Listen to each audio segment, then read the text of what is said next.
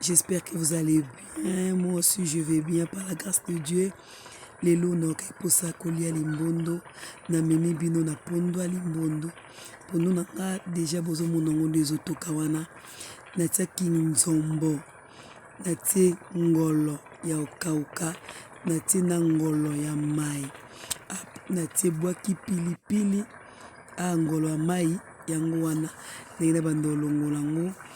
Ngolo mai elembisa pondu esala so pondu limbondo goût ana longoli mikuwa na tsango wana dans le goût de ça lelo toke possible pondu limbondo polio na makemba nalamba ngo tellement bien moi senganga bifo lamba pondu limbondo ona lambaki pondu na ngebelia ebeli na lingi na lia mais so lingi bala mbelo wana faut contacter